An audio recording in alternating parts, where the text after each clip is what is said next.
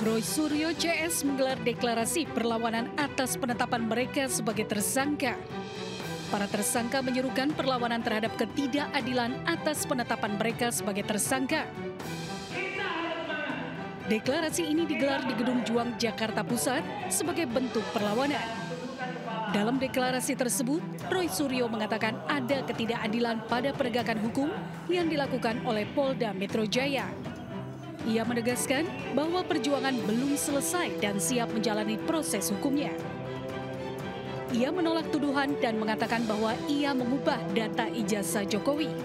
Deklarasi ini sekaligus menjadi seruan terbuka untuk menuntut penegak hukum yang adil, transparan, dan bebas dari tekanan politik. Yang dilapori, saya juga mohon tolong kembalikan kewarasan. Saya, Dr. Rismon, Dr. Tifa, dan 5 yang lain, bahkan tambah 4 yang lain, tidak pernah, demi Tuhan, demi Allah SWT, tidak pernah yang namanya mengedit ijazah. Catat itu. Kalau ada orang yang mengatakan kami mengedit ijazah dan mengedarkan ijazah palsu, orang itu yang berbohong.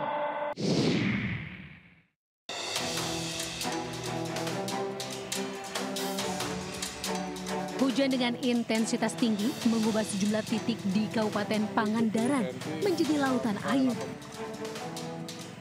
Wilayah yang terparah akibat banjir terjadi di Kecamatan Kalipucang dan Padaherang. Jalan provinsi penghubung Pangandaran terendam hingga 40 cm.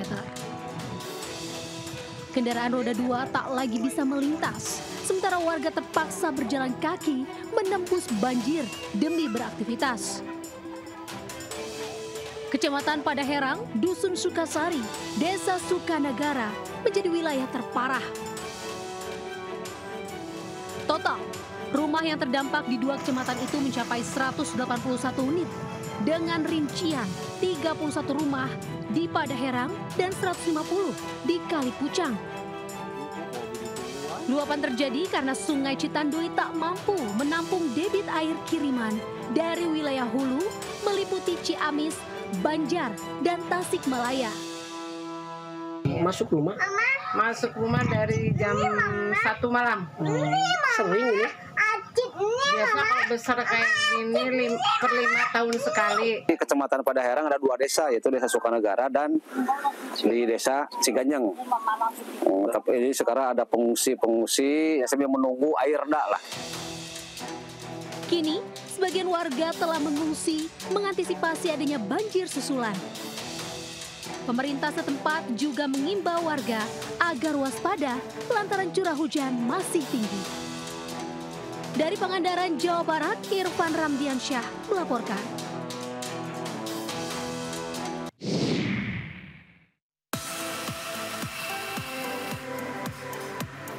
Persaingan bisnis jaringan kopi lokal semakin ketat.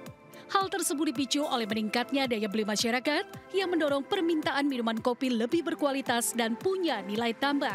Hal tersebut menuntut pelaku usaha untuk memiliki strategi bisnis yang jelas agar dapat bertahan dan berkembang. Salah satu solusinya yang banyak diadopsi adalah waralaba. Banyak waralaba tidak hanya menawarkan rasa yang otentik, tetapi juga mendukung petani kopi Indonesia. Tidak mudah juga bagi pendatang baru untuk bersaing dengan merek besar ini. Salah satu merek pendatang baru adalah Attitude Kopi, yang turut meramaikan peta persaingan kopi kedai lokal. Menurut pemilik Attitude Kopi, Andreas Sutrisno, Attitude Kopi hadir bersaing dengan memberikan kualitas minuman kopi yang diklaim setara dengan minuman kopi ternama. Ya, terkait bagaimana Attitude bisa bersaing dengan kompetitor yang ada, memang kami create konsep ini sangat lama, sehingga terciptalah konsep Attitude ini dengan kualitas, strategi, dengan harga yang relatif sangat bersahabat lah dengan pencinta kopi. Istilah ngopi cantik yang digandrungi anak milenial dan Gen Z salah satu pendorong menjamurnya kopi shop di berbagai wilayah Indonesia. Tak sedikit masyarakat yang mengutamakan suasana tempat minum kopi, namun masih banyak juga peminat kopi yang mencari cita rasa sebagai tujuan utama. Yang tempatnya nyaman, terus juga cozy, terus juga enak buat ngobrol bareng teman-teman juga. Kalau aku sih lebih ke nikmatin rasa kopi dulu ya gitu. Kemudian yang pasti ya tempatnya harus asik, harus nyaman. Seiring dengan meningkatnya jumlah pemain di industri kedai kopi lokal, inovasi dan diferensiasi produk kopi juga menjadi faktor krusial untuk mampu bersaing.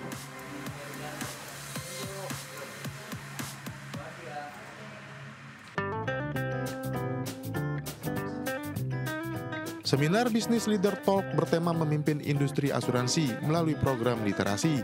Sukses digelar MNC Insurance Business Group yang terdiri dari PT MNC Life Assurance, PT MNC Asuransi Indonesia, dan MNC Insurance Broker di bawah naungan PT MNC Capital Indonesia Tbk bersama Binus Business School di Senayan, Jakarta.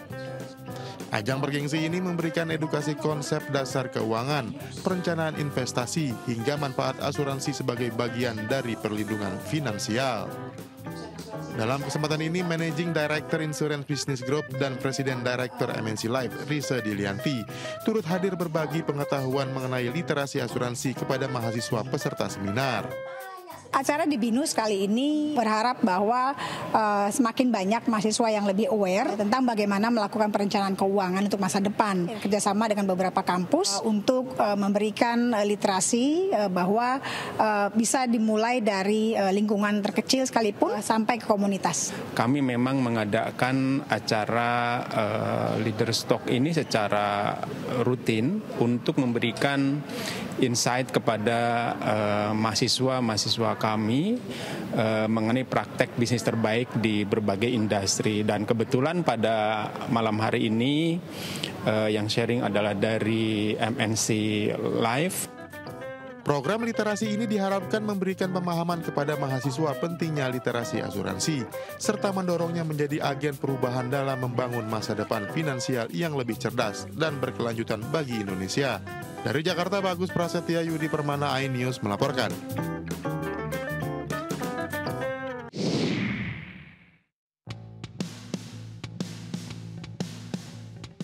Bertempat di Posyandu Gagak Rimang, Kampung Bodogo, Desa Benda, Kecamatan Cicurug, Kabupaten Sukabumi, MNC Peduli bersama MNC Tourism menggelar edukasi dan masak sehat bagi warga sekitar kawasan ekonomi khusus MNC Lido City.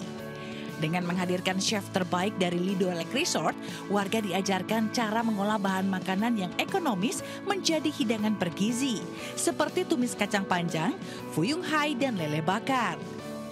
Para peserta yang merupakan kaum ibu serta ibu hamil diajak langsung untuk ikut memasak dan berdiskusi agar memperoleh pengetahuan tentang pola makan bergizi seimbang yang menjadi pengalaman dan pengetahuan berharga bagi mereka. Ini sangat bagus sekali ya, sangat bermanfaat sekali. Ini mudah-mudahan bisa diterapkan di kehidupan sehari-hari, apalagi ini bahan makanannya yang sederhana. Kita healthy food ya, healthy ya. Dan andanya kita ada tumis kacang panjang sama fuyung hai dan lele bakar dengan beberapa saus tentunya. Dan itu kita modifikasi biar si ibu lebih senang lagi untuk mempraktekin di rumah. MNC Peduli pun berharap dengan edukasi memasak makanan bergizi dan murah yang menghadirkan chef dari Lido Lake Resort dapat mempraktekkan di rumah dengan bahan olahan yang mudah didapatkan. Kalau dilihat tadi, kacang panjang, bawang putih, bawang merah, ini kan saya yakin bisa diambil dari kebun sendiri.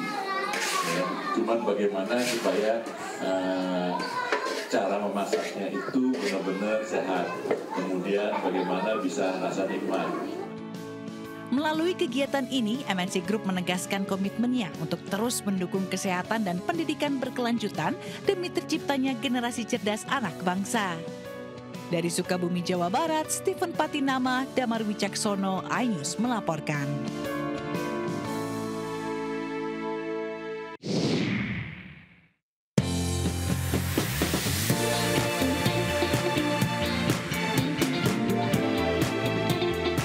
Informasi tadi sekaligus mengakhiri perjumpaan kita malam hari ini. Pemirsa GTV, semakin mudah mendapatkan informasi terkini dari penjuru negeri, cukup scan QR Code di layar TV Anda untuk menyaksikan Buletin iNews.